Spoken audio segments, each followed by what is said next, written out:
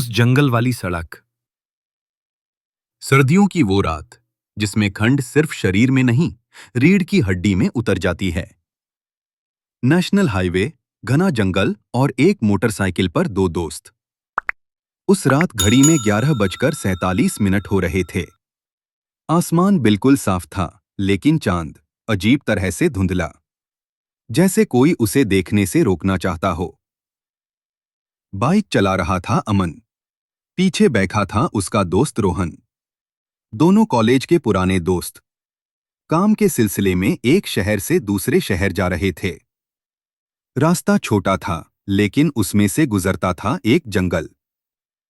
भाई, दिन में आ जाते तो अच्छा होता, रोहन ने हेलमेट के अंदर से कहा। अमन हंसा। डरपोक, हाईवे है, कोई भूत वूत नहीं होता। उसी पल बाइक की हेडलाइट हल्की सी झपकी, जैसे ही उन्होंने जंगल के बोर को पार किया। चेतावनी, रात में रुकना मना है। हवा अचानक ठंडी हो गई, इतनी ठंडी कि हेलमेट के अंदर भी सांस से भाप निकलने लगी। चारों तरफ ऊंचे ऊंचे पेड़, उनकी शाखाएं सड़क की ओर झुकी हुईं।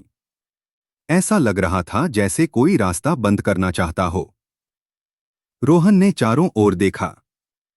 अमन आवाजें सुन रहा है। कौन सी? जैसे कोई पत्तों पर धीरे धीरे चल रहा हो। अमन ने स्पीड बढ़ा दी। सड़क सीधी थी, दूर तक हेडलाइट की रोशनी जाती थी। और तभी रोशनी के बीच में एक परछाई। अमन ने ब्रेक मारा। बाइक फिसलते फिसलते रुकी। वहां कोई नहीं था। रोहन की आवाज कांप रही थी। अभी अभी कोई था यहां। अमन उतरकर सड़क के बीच गया। कुछ नहीं है। आंखों का धोखा। और तभी थक थक थक, जैसे पीछे से कदमों की आवाज। दोनों मुड़े। सड़क के किनारे पेड़ों के पास एक औरत खड़ी थी।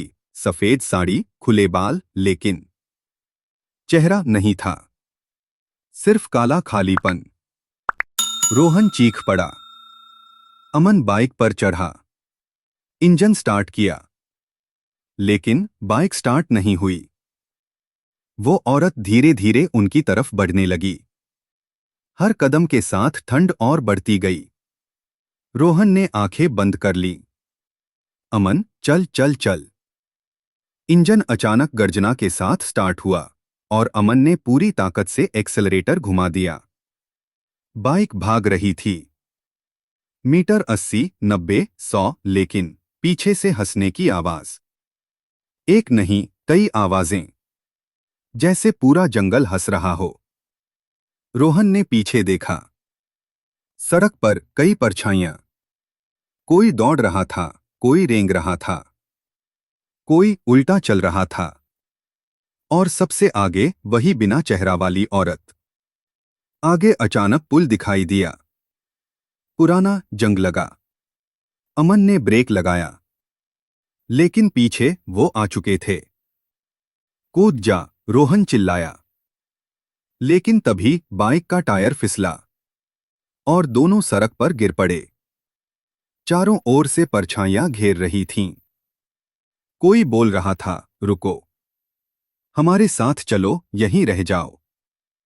उसी पल अमन को याद आया इस जंगल के बारे में पुरानी बातें। एक हादसा, एक बस, सर्दी की रात। पूरा परिवार मरा था और कहा जाता था उनकी आत्माएं अब भी रास्ता ढूंढती हैं। रोहन रोने लगा। हम मर जाएंगे। अमन ने उसकी कलाई पकड़ी। नहीं, जब तक हम डरेंगे ये पास आएंगे। अमन ने बाइक उठाई, धक्का दिया। इंजन स्टार्ट हो गया। दोनों बिना हेलमेट फिर से चढ़े। पीछे से भयानक चीखें। लेकिन जैसे ही वे जंगल की सीमा पार कर गए, सब गायब। हंसी बंद। ठंड कम। सिर्फ सामान्य सड़क। सुबह 5 बजे वे एक ढाबे पर रुके। ढाबे वाले ने पूछा, रात में जंगल से आए? अमन ने हाँ में सिर हिलाया। ढाबे वाला फुसफुसाया, किसी को दिखे क्या? रोहन ने कहा, हाँ। ढाबे वाला कांप गया। तब तो तुम किस्मत वाले हो।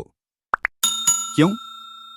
क्योंकि जो पीछे मुड़कर देख लेता है वो कभी बाहर नहीं आता। अमन और रोहन एक दूसरे को देखते रहे, क्योंकि रोहन की जैकेट पर अब भी सफेद साड़ी का धागा फंसा था।